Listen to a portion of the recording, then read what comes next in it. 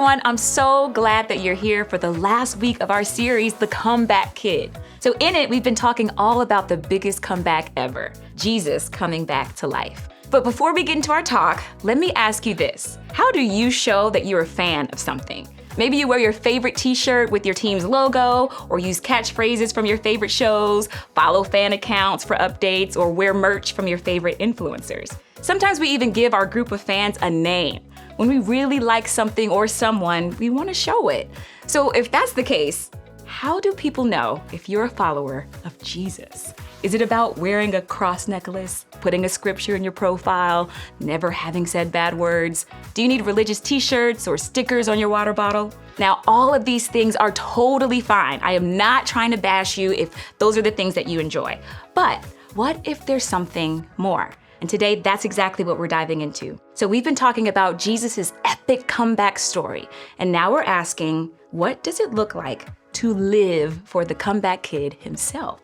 We might think following Jesus means doing a bunch of actions, like a list that needs to be checked off. Maybe we think that to live for Jesus, we need to follow a certain set of rules, or lead a prayer before a big soccer game, or only be friends with other people who follow Jesus. Or maybe you've tried to follow Jesus and live like him before, but felt like you could never really measure up, like you had to be perfect all the time. And the second you mess up, you're failing at the whole being a Jesus follower thing. It could be confusing and frustrating, right? Like you might wonder if being a follower means you can't have any fun.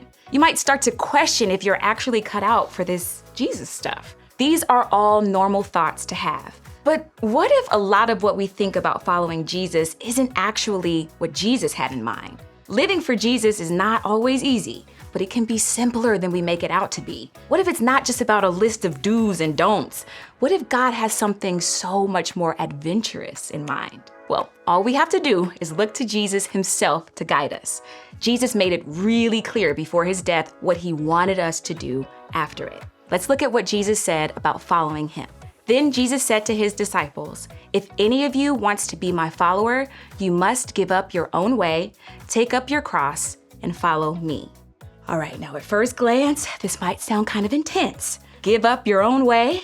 Take up your cross? What did Jesus mean by this? So let's break it down. When Jesus said, give up your own way, he wasn't talking about giving up your personality or the things that make you unique. He was talking about letting go of the idea that we always know what's best. It was about recognizing that sometimes our way of doing things is not the best way. Now, take up your cross in Jesus' time was an intense image. The cross was a way that the Roman Empire put people to death, and it was a cruel, horrible way to die. Many people in Jesus' audience risked their lives to follow him. So when he talked about taking up a cross, Jesus meant that following him might not always be easy. For most of us, taking up our crosses won't look like experiencing violence or risking our lives, but it may mean doing difficult things. Taking up your cross may mean giving up our time to volunteer when we'd rather do something fun with our friends. It might even mean giving up our popularity to include the new kid at school or standing up to a bully. It might mean being kind even when we want to be rude. And finally, Jesus said, "Follow me." Now this is the key. Jesus was basically saying, do as I do, say and teach. All of this comes with a promise in the next verse when he says, "If you try to hang on to your life, you will lose it. But if you give up your life for my sake, you will save it." Again, this is some intense stuff, but what Jesus was getting at was this. When we hang on to our life, we're putting our wants before everything else. But when we follow Jesus and give up on trying to control everything, we'll find true happiness and a more meaningful life. Now, Jesus didn't mean for us to give up our lives completely. It's more about putting God first and letting God lead our path. So what did Jesus do? How did he live? Well, if we look at the stories about Jesus, we see that he loved people who others ignored or looked down on. He stood up for what was right, even when it wasn't popular. He forgave people who hurt him. He served others instead of trying to be served. He told the truth, even when it was hard. Jesus wasn't about following a bunch of rules. He was about loving God and loving others. The earliest followers of Jesus were called followers of the way. Amazingly, they became known as Christians, which literally means little Christs, because they lived so differently from everyone else. People could tell that they were following Jesus not by the rules they did or didn't follow, but by how they treated people and lived their lives. What it comes down to is this: living for Jesus means living like Jesus. It's not about wearing the right clothes or saying the right words. It's about letting Jesus change how we think, treat others, and live our lives. Okay, so if living for Jesus means living like Jesus, how do we do that? So I asked my AI bestie to brainstorm some ways to live like Jesus as a middle schooler. Are you ready for this? Okay, so I have a question. How would a middle schooler answer this question? How do you live like Jesus? A middle schooler might say, you can live like Jesus by being kind to everyone, helping out friends and family, standing up for what's right, and forgiving people even when it's hard. How's that? I love it. Can you talk a little bit more about standing up for people? Absolutely. Standing up for people, like Jesus did, means defending others when they're being treated unfairly or bullied. It involves speaking up, offering support, and being a friend to those who might be left out or mistreated. It's about showing love and kindness, even when it's not the popular thing to do. Gosh, you're smart. Thanks so much. You're welcome. If you have any more questions, feel free to ask. Throughout this series, we've talked a lot about Jesus, who he is, what he taught, and what he stands for. So when you think of Jesus, what characteristics come to mind? Maybe you thought of things like Jesus is loving, kind, forgiving, helpful, wise. And yes, Jesus is all of those things. Okay, so now if living for Jesus means living like Jesus, let's figure out how we can do that.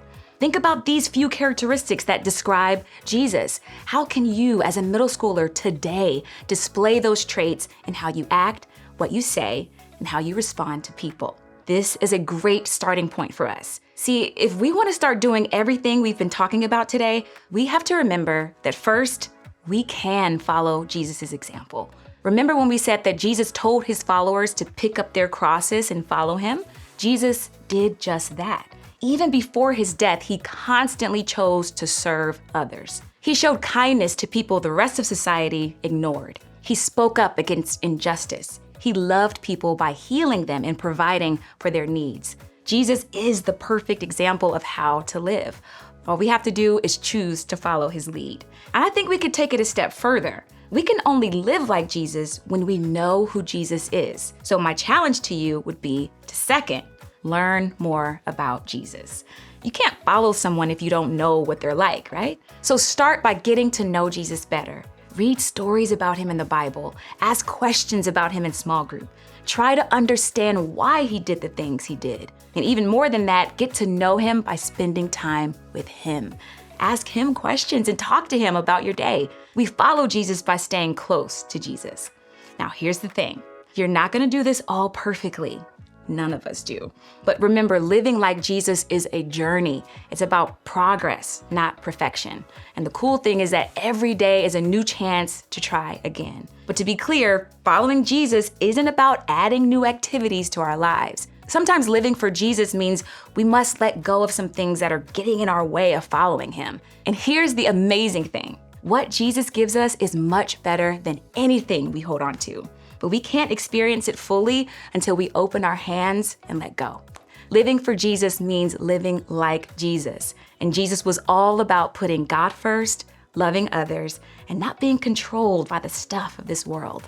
And when we do that, we find a better life than anything imaginable. Now, I know we've covered a lot today. We started out by talking about how we show we're fans of things, and we discovered that following Jesus isn't about being a fan, it's about being a follower. Living for Jesus means living like Jesus. It's not always easy, but it is always worth it. Living like Jesus makes us part of the biggest comeback story ever told. We get to help make the world a little bit more like what God created it to be. So I want to encourage you to try something this week. Pick just one way you can live more like Jesus. Maybe that means picking one of Jesus's traits and actually doing it. Maybe it's showing love to someone who sometimes gets on our nerves, like a frustrating little sibling or the rude kid at school. Maybe that is standing up for someone who is being picked on or taking action to stand up for people that are being treated unfairly. Maybe it's serving your family in a new way. For a lot of us, it might look like giving up something, like giving up first dibs on the front seat or giving up screen time. Whatever it is, just give it a try. And remember, you're not doing this alone. Jesus, the ultimate comeback kid, is with you every step of the way. He is cheering you on, helping you when you fall, and celebrating whenever you choose to live more like him. So, when you head to groups, think about your answer to this question. What's one specific way you could live more like Jesus this week?